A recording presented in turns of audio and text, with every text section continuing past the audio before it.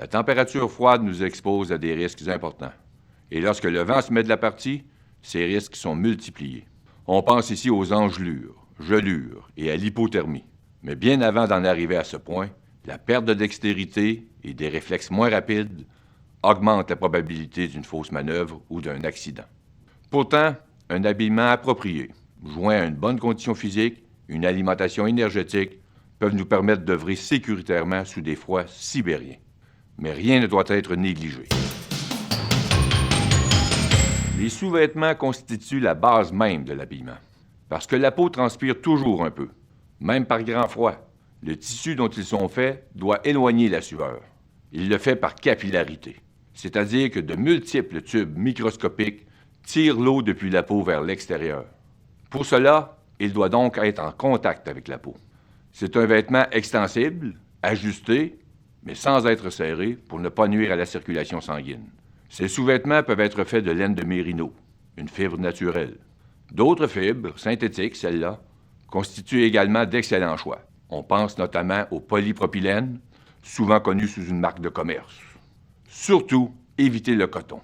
Cette fibre conserve l'eau, donc l'humidité, à la surface de la peau et réduit considérablement l'isolement vestimentaire.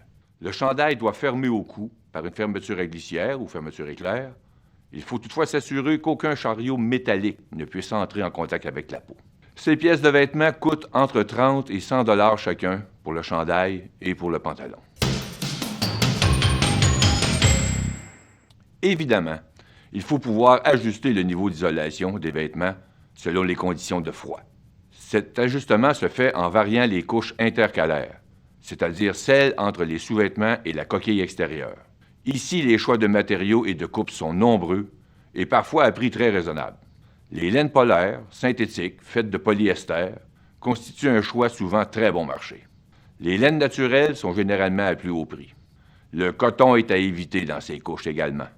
Pour des expositions à des froids sibériens, il ne faut pas hésiter à multiplier les couches.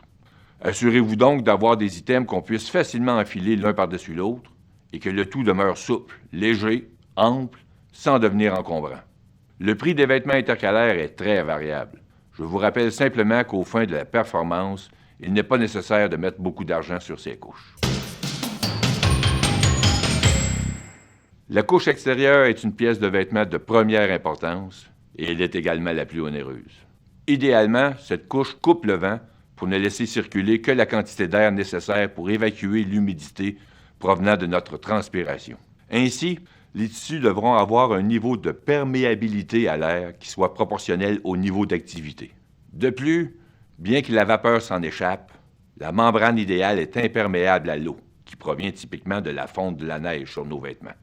Quelques tissus très haut de gamme possèdent toutes ces caractéristiques, mais ils sont très coûteux et leur marché se limite généralement au sport de plein air. Pour les vêtements de travail, des alternatives moins chères utilisent les nylons, polyester et coton pour créer une membrane qui restreint la circulation de l'air. Les travailleurs qui ont une lourde charge de travail, donc qui suent beaucoup, tireraient profit de vêtements dont la couche externe est faite d'un mélange de polyester et de coton. Les vêtements comportant une couche extérieure en nylon, souvent très peu poreux, doivent être réservés aux utilisateurs qui ont un faible niveau d'exercice. Par exemple, les ensembles pour motoneige sont quasiment étanches à l'air. Ils sont à éviter pour tout exercice le moindrement exténuant, car la sueur demeurerait trappée à l'intérieur. Finalement, je vous rappelle que le nylon doit également être évité pour tout travail en présence de risques de projection de particules incandescentes ou autres sources de feu, telles le soudage. Une bonne quantité d'isolant, le plus souvent synthétique, est incorporée à la couche extérieure pour ainsi former un manteau, un pantalon ou encore un monopièce. Quel que soit votre choix, de longues fermetures à glissière le long des jambes et à l'avant permettent de se revêtir rapidement, ce qui devient de première importance lorsqu'on doit enfiler plusieurs couches de vêtements. Une capuche demeure un moyen très efficace d'isoler la tête. Pour un vêtement de loisir, une capuche est généralement recommandable. Au travail, cependant, il faut s'assurer que la capuche ne limite pas le champ de vision. Ceci est de la plus haute importance si vous travaillez en présence de véhicules ou de machines en mouvement. Aussi, si vous devez porter un chapeau de sécurité, alors il faut s'assurer que la capuche est suffisamment haute pour le couvrir. Les pieds sont probablement la source la plus fréquente d'inconfort au froid. Ceci s'explique du fait que les pieds sont un site de forte sudation et qu'il est difficile d'évacuer toute cette humidité de la chaussure. Ici aussi, de bons choix de chaussettes et de bottes peuvent garder vos pieds au chaud. Comme pour les sous-vêtements, les fibres en contact avec la peau seront capillaires afin d'éloigner la sudation. Polypropylène, oléfine, laine de mérino.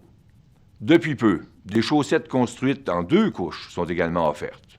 La couche extérieure contient alors une faible proportion de nylon extensible qui procure à la chaussette une meilleure résistance à l'usure. Quel que soit votre choix, il demeure toujours opportun de prévoir changer de chaussette au cours de la journée, car toutes ces fibres ne performent bien que lorsqu'elles sont sèches. Cette dernière recommandation s'applique également aux chaussons isolants ou feutres qui constituent l'intérieur de la botte. Dès l'achat, je recommande toujours de se procurer une 2e paire de feutres, et ce pour 2 raisons. D'abord, cela permet de changer de feutre dès que celui que vous portez devient humide. Assurez-vous donc de pouvoir facilement retirer et enfiler les feutres de la botte que vous achetez. Deuxièmement, les feutres usent toujours plus rapidement que la botte, et comme les modèles changent souvent, vous pourriez ne pas retrouver un feutre identique l'année suivante et devoir vous accommoder d'une chaussure moins confortable. Lors de l'achat, n'oubliez pas d'essayer les bottes avec les chaussettes que vous porterez au froid. Le choix des bottes d'hiver doit être fait avec la même minutie qu'un soulier de sport. Une botte trop serrée ne sera pas aussi isolante. Une botte trop large sera désagréable à porter et usera votre feutre et votre chaussette prématurément. La botte doit être construite d'un matériau imperméable pour sa base, et la hausse est d'un matériau semblable à la couche extérieure d'un manteau, coupe-vent et perméable à la vapeur d'eau. Le cuir est encore utile à cette fin. La configuration de la botte est aussi importante. Préférez les bottes qui sont rapides à attacher. Évitez celles qui ont plusieurs œillets ouverts. Préférez les œillets fermés et les velcro. Vous le savez, les mitaines sont préférables aux gants chaque fois que c'est possible. Mais mitaines ou gants, assurez-vous de choisir les modèles qui remontent assez haut sur l'avant-bras et ferment bien la manche de votre manteau. Plusieurs modèles comportent maintenant 2 gants, 2 mitaines, ou gants et mitaines l'un dans l'autre. Il est alors important de s'assurer que l'on puisse utiliser l'un ou l'autre aussi bien que les 2 à la fois. Dans le cas des mains, comme des pieds, une 2e paire de mitaines ou de gants vous permet de les changer lors des pauses et vous assurer le confort de la performance d'un vêtement sec. Vous avez tous certainement déjà entendu qu'une forte proportion de la chaleur est perdue par la tête.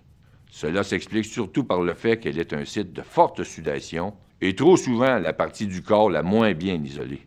Les moyens disponibles pour bien se couvrir la tête diffèrent selon que l'on doive porter un chapeau de sécurité ou pas. Avec un chapeau, le passe-montagne, le sous-casque, le bandeau et la mentonnière sont des options possibles. Sans chapeau de sécurité, un choix plus vaste de passe-montagne et de dispositifs devient possible. Gardez à l'esprit que la tête a un très fort taux de sudation. Choisissez donc des fibres qui permettent l'élimination de la sueur. En conclusion, je vous rappelle que les vêtements seuls ne peuvent garantir votre confort. Votre condition physique et votre alimentation sont tout aussi importantes pour lutter contre le froid. Mais les vêtements forment la barrière qui vous permet de conserver votre chaleur. L'habillement que j'ai enfilé n'est qu'un ensemble parmi une infinité de variantes. Je tenais à vous montrer un exemple avec manteau et pantalon et un autre avec un monopièce ou combinaison. Bien que je sais que l'ensemble manteau et pantalon est plus populaire, ma préférence personnelle va à la combinaison, pour l'isolation qu'elle procure et la facilité à la revêtir.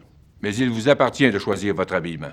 Dans mon cas, je n'avais aucune contrainte. Aussi, j'ai pu enfiler des mitaines très chaudes, mais lourdes et épaisses. J'ai également pu utiliser la capuche par-dessus le casque de sécurité. 2 items qui ne conviennent pas à toutes les situations de travail. Mais quelques règles demeurent toujours pertinentes. Les sous-vêtements et les couches intercalaires ne contiennent pas de coton. Prenez le temps de choisir des vêtements bien ajustés à votre taille et qui s'enfilent aisément l'un par-dessus l'autre. Gardez vos vêtements secs, propres. Prévoyez les changer dès qu'ils deviennent humides.